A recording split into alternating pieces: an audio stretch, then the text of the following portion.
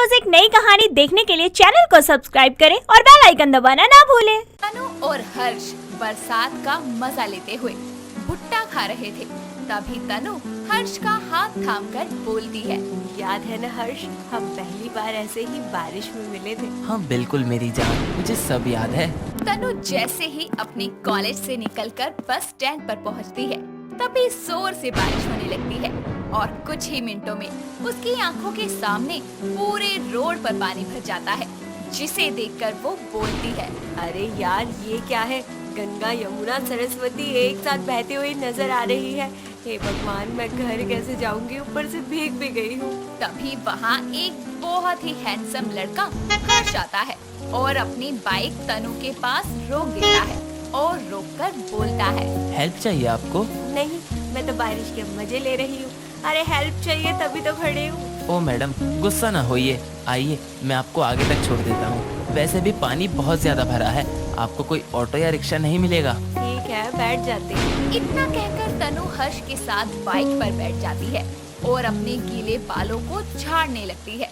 तभी हर्ष बाइक के शीशे से उसे देखता है और मन ही मन में सोचता है, ये दिलकश है ये रहा, साथ है मेरे महबूब की आए, लाख बार देखकर भी मन ना भरा जिसे, कितनी जानलेवा है ये उनकी अदाएं। तभी तनु का ध्यान हर्ष पर जाता है और वो उससे बोलती है, जी क्या हुआ, क्या देख रहे हैं आप? जी आपको नहीं, वो मेरा मतलब कि आपको कहाँ जाना है बता दीजिए, मैं वहीं उतार दूंगा। जी वो बिल्लू हलवाई के पास उतार देना, वही पास में है मेरा घर। वैसे आपका नाम क्या है? तनु, और आपका? जी हर्ष। कुछ ही देर में तनु की मंजिल आ जाती है और हर्ष वहीं बाइक रोक देता है। तभी वो देखती है कि वहाँ भी हर तरफ पानी है, जिसे देखकर वो बोलती है, ओहो, अब कैसे जाऊँ, गली में तो हर तरफ पानी भरा हुआ है, मैं फिसल गई तो। तभी हर्ष बाइक से उतरकर बोलता है, तन्नू आपकी मदद कर दूं? आप कैसे? अरे आप मेरा हाथ थाम लो, आपको इस पानी में गिरने नहीं दूंगा, पक्का। हर्ष की बात मानकर वो उसका हाथ थाम लेती है और हर्ष उसे संभालता हुआ पानी पार करवा देता है। तभी तनु का पैर लड़खड़ा जाता है और हर्ष उसे अपनी बाहों में थामकर बचा लेता है। साथ ही जोर से बादल गरजने लगते हैं। तभी तनु बोलती है, आप ना होते ना, मैं तो गिर ही जाती। पर गिरी तो नहीं ना। वैसे एक बात कहूँ? जी कहिए। जी अब बहुत खूबसूरत हैं, बहुत ज्यादा, सच में। थैंक यू, अब मैं चलती हूँ, दोबारा मिलूंगी। हाय, जल्दी आए वो दिन, अपना ख्याल रखना। इतना बोलकर हर्ष अपनी बाइक स्टार्ट करता है और बारिश का मजा लेते हुए वहाँ से चला जाता है। ऐसे ही कुछ वक्त बीत जाता है और एक दिन हर्ष मॉल में शॉपिंग कर रहा होता है। शॉपिंग करते करते उसे तेज की भूख लगने लगती है, जिसके बाद वो मॉल के कैफे एरिया में बैठकर कुछ खाने लगता है। तभी उसकी नजर अपने पास वाले टेबल पर गुमसुम सी बैठी तनु पर जाती है। वो उसके पास जाता है और उसे बोलता है, हेलो तनु। ओ हाय हर्ष। क्या हुआ, ऐसी गुमसुम सी क्यों बैठी हो आप? मुझे भूख लगी है और मेरे पेटीएम में भी पैसे नहीं है, कैश भी घर पर है क्या, सिर्फ मेट्रो कार्ड में पैसे हैं, वो भी घर जाने के लिए, इसलिए पोस्टर देखकर ही पेट भर रही हूँ। ओह सो क्यूट, बस इतनी सी बात। चलो बताओ आपको क्या खाना है? मुझे बर्गर, फ्रेंच फ्राई और हाँ कोल्ड ड्रिंक, बस इतना सा। ठीक है, आप वेट करो, मैं लाता हूँ सब। इतना कहकर हर्ष जल्दी से ऑर्डर प्लेस करके सारे खाने की चीजें मंगा लेता है और तनु को देता है, जिसे देखकर उसके फेस पर बड़ी सी स्माइल आ जाती है। दोनों मिलकर मील को एंजॉय करते हैं और हर्ष बोलता है, तनु अगर आप बुरा न माने तो एक बात कहूँ? बिल भरने को मत कहना, बाकी जो दिल चाहे बोल दो। तनु मैं आपको बहुत पसंद करता हूँ, आज से नहीं, जब से आपको कॉलेज में पहली बार देखा था तब से। उस दिन मैं आपको ढूंढते हुए ही आया था कि कहीं इतनी बारिश और पानी में आप फंस ना जाओ, और किस्मत से आप मुझे मिल भी गईं। आई जस्ट वांना से, will you be my girlfriend? मुझे भी तुम बहुत अच्छे लगते हो, मैं रेडी हूँ तुम्हारी गर्लफ्रेंड बनने के लिए। इस तरह दोनों के प्यार की गाड़ी धीरे धीरे अपनी रफ्तार पकड़ लेती है।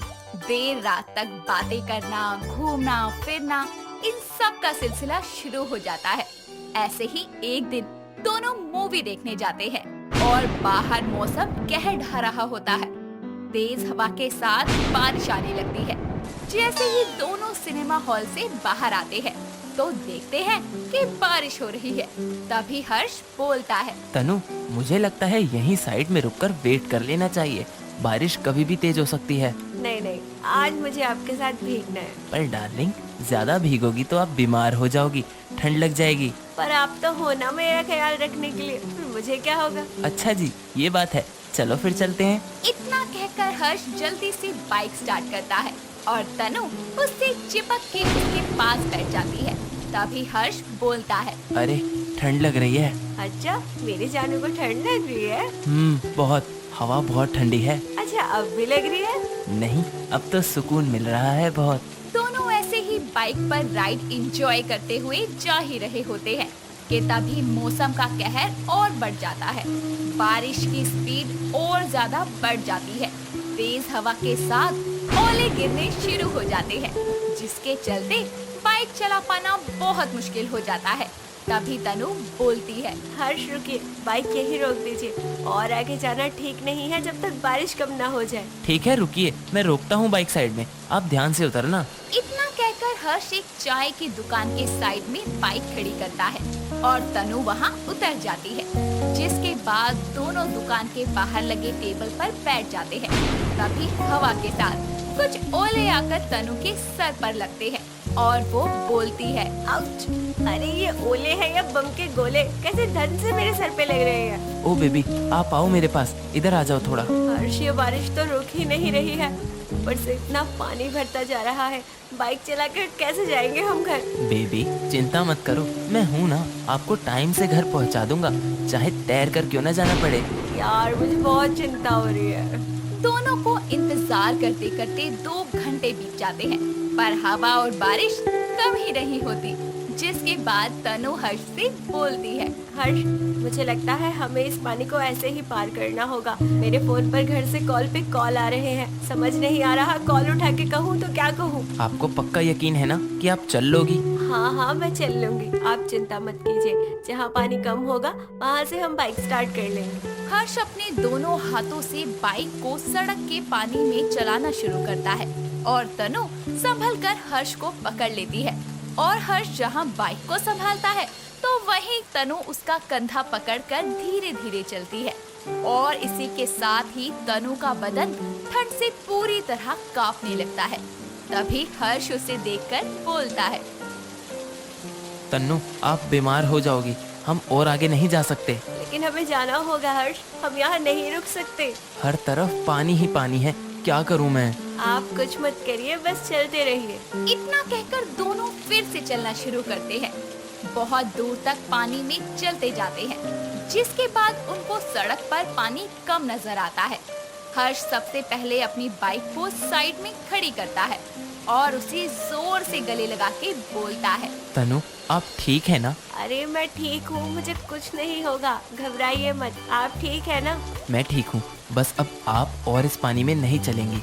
बाइक बंद होती है तो हो जाए, आप बैठिए बस। इतना बोलकर जैसे तैसे हर्ष बाइक चालू करता है और तनु को बैठाता है और धीरे धीरे पानी में बाइक चलाता हुआ वो रोड को क्रॉस कर लेता है और तनु को उसके घर छोड़ देता है।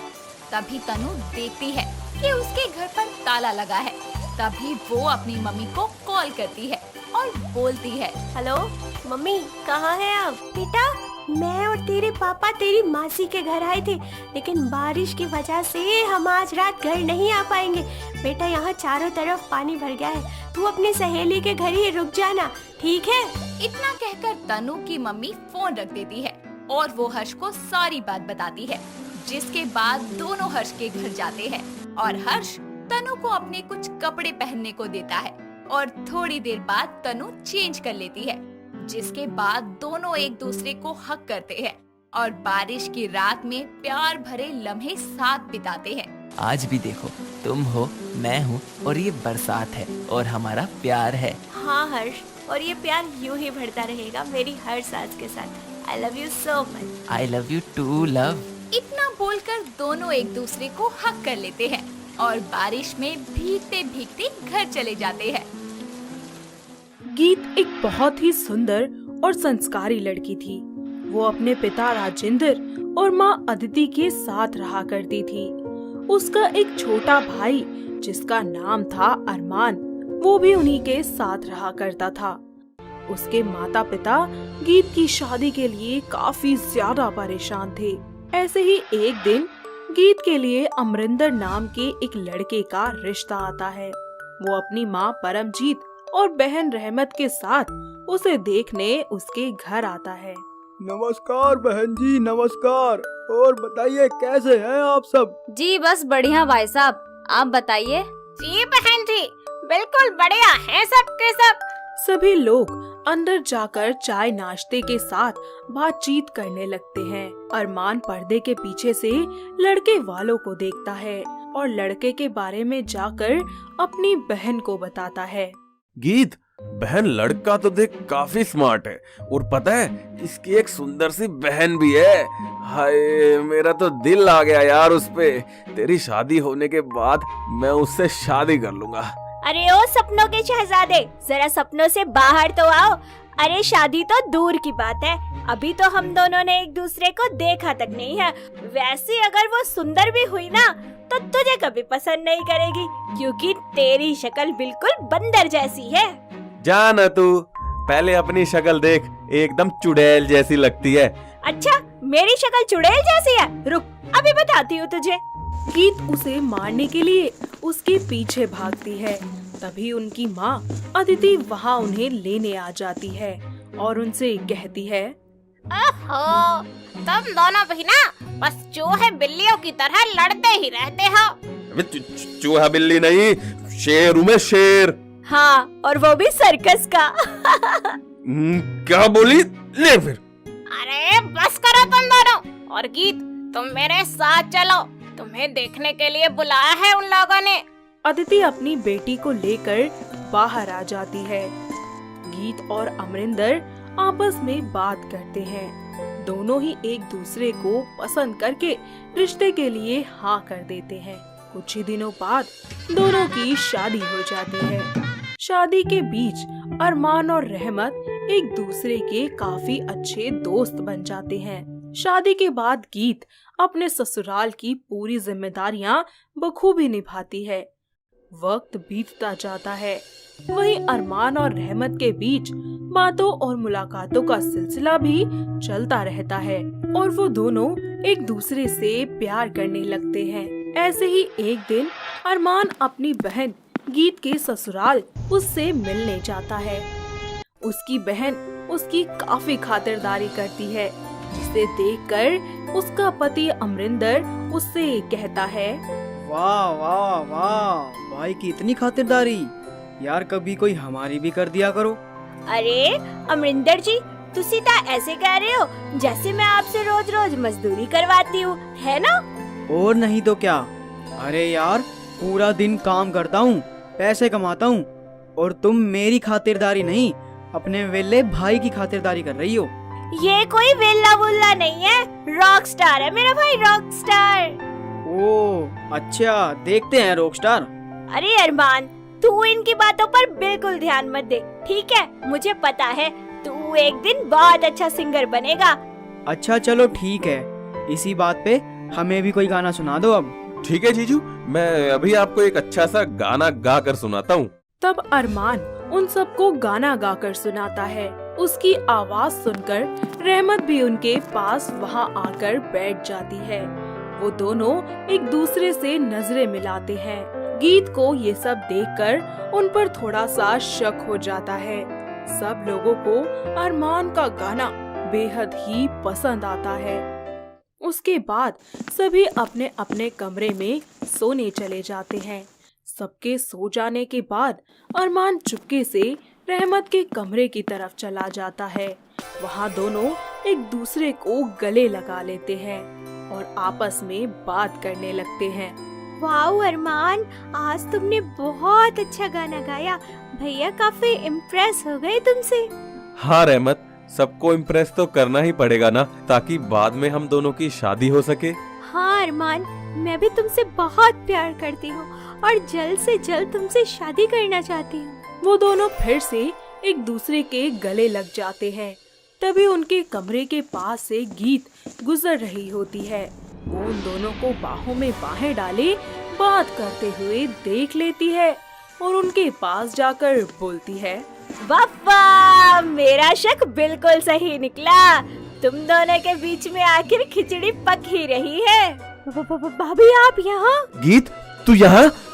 मेरा मतलब मैं वो ये तू क्या कर रही है यहाँ पे? पहले तो तुम मुझे ये बताओ कि इतनी रात गए चोरी छुपे कमरे में तुम दोनों बाहों में बाहें डालकर क्या कर रहे थे? वो गीत, मैं वो साफ साफ बोलेगा, आखिर चल क्या रहा है? वो भाभी दरअसल मैं और अरमान एक दूसरे से प्यार करते हैं। ओए होए ओए होए, कब से चल रहा है ये सब? वो भाभी आपकी और भैया की शादी के बाद से। प्लीज भाभी भैया को ये मत बताना, नहीं तो वो मुझे छोड़ेंगे नहीं। अरे कोई बात नहीं, मैं किसी को नहीं बताऊंगी। और अरमान, तू प्यार करता है ना रहमत से? टाइम पास तो नहीं कर रहा? नहीं गीत, मैं रहमत से बहुत प्यार करता हूँ, और वो भी आज से नहीं, जब से मैंने उसे पहली बार देखा था तब से ही। अपने भाई की बात सुनकर गीत खुश हो जाती है और वो उन दोनों की मदद करने के लिए भी मान जाती है। धीरे धीरे वो अपने ससुराल वालों के अंदर अपने भाई की इज्जत बनवाती है।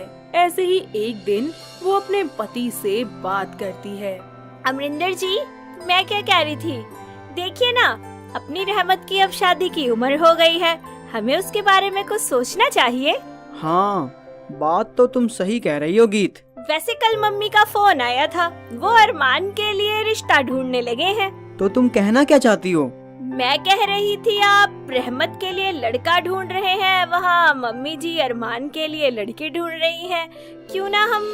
गीत, मैं तुम्हारी बात अच्छे से समझ गया हूँ, लेकिन अरमान रहमत के लायक नहीं है, समझ गई? तुम्हारा भाई बेकार बैठा रहता है घर में, वो क्या कमाएगा और क्या खिलाएगा? अरे आज के बाद अगर ऐसा ख्याल भी अपने दिमाग में मत लाना, समझी? अमरिंदर गुस्से में वहाँ से चला जाता है। कुछ दिन बाद रहमत के लिए एक अच्छे परिवार के लड़के का रिश्ता आता है। वो रहमत को पसंद करके रिश्ते के लिए हाँ बोल देते हैं। अमरिंदर जबरन रहमत को रिश्ते के लिए मना लेता है। जैसे ही ये बात अरमान को पता चलती है तो उसके तन बदन में आग लग जाती है। वो सीधा रहमत से मिलने उसके मंडप पे आ जाता है, जहाँ उसकी शादी हो रही होती है। ये शादी नहीं हो सकती जीजू, मैं और रहमत एक दूसरे से बहुत प्यार करते हैं और एक दूसरे से शादी करना चाहते हैं। क्या रहमत, ये सब मैं क्या सुन रहा हूँ? क्या तू इससे सच में प्यार करती है? हाँ भैया, मैं बहुत प्यार करती हूँ अरमान से, पर आज तक आपके डर की वजह से मैं आपको कभी बता ही नहीं पाई। तो ठीक है फिर, अब तुम मेरी बात सुनो। अगर अरमान को तुमसे शादी करनी है, इसे अपने पैरों पर खड़ा होकर दिखाना होगा हमें, तब ये तुमसे शादी कर पाएगा, समझ गए? अरमान अमरिंदर की शर्त मान जाता है और 1 साल कड़ी मेहनत करने के बाद वो बहुत ही बड़ा सिंगर बन जाता है, जिसके बाद अमरिंदर उन दोनों की शादी के लिए मान जाता है। साथ ही अमरिंदर धूमधाम से अपनी बहन रहमत की शादी अरमान से करवा देता है, जिसके बाद सभी अपने अपनी जिंदगी में बेहद ही खुश रहते हैं। तो दोस्तों, कैसी लगी आपको हमारी ननंद बनी भाभी की कहानी? क्या आपके घर के आसपास भी है कोई ऐसी भाभी जिसने अपनी ननंद की शादी ऐसे ही अपने भाई से करवाई हो? अगर हाँ, तो उसे ये वीडियो दिखाइए और हमें कमेंट करके बताइए। दोस्तों, अगर आपको ये कहानी पसंद आई तो इसे लाइक करें, शेयर करें और कमेंट करके बताएं कि कहानी में आपको सबसे अच्छा क्या लगा।